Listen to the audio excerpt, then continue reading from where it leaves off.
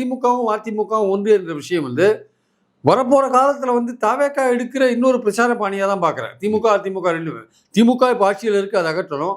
திமுக விட்டா நாங்க தான் ஆட்சிக்கு வருவோம், நாங்க தான் இருதூர் அரசியல், நாங்க தான் தமிழ்நாட்டில் இருக்கோம்னு சொல்ற அதிமுக நீங்களும் அவங்களும் ஒண்ணுதான்ப்பா, எங்களுக்கு நீங்க 2 பேரையும் ஒழிக்கணும் அப்படின்ற அந்த பாயிண்ட் இருக்குல்ல, அதுல வந்து கட்சியை கொண்டு போறாரு செங்கோட்டை என்ற ஒரு முக்கியமான பாயிண்ட் அங்க இருக்கு ஆக்சுவலா.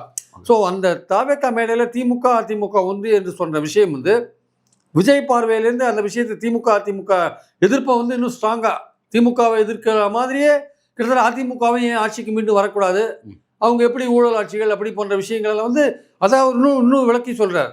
அது புனிதமான ஆட்சியா இல்லையே, அப்படி எங்க அது புனிதமான ஆட்சி இல்லையான்னு கேட்டா ஜெயலலிதா ஆட்சி புனிதமான ஆட்சி இல்லையா, எம்ஜிஆர் ஆட்சி புனிதமான, நான் அதெல்லாம் சொன்னேன். நாங்க எம்ஜிஆர் ஆட்சி புனிதமான ஆட்சி இல்லைன்னு சொன்னேன்னா, ஜெயலலிதா ஆட்சி புனிதமான ஆட்சி இல்லைன்னு சொன்னேன்னா, ஆனா எடப்பாடி ஆட்சியில கவர்னர்கிட்ட புகார் பட்டியெல்லாம் கொடுத்தாங்கல்ல, அப்போ அது புனிதமான ஆட்சி இல்லை. அப்போ தவேக்காவுடைய பிரச்சார பாணியில வந்து அதிமுக ஊழல் கட்சி என்ற ஒரு விஷயத்தை எஸ்டாப்ளிஷ் பண்றார்.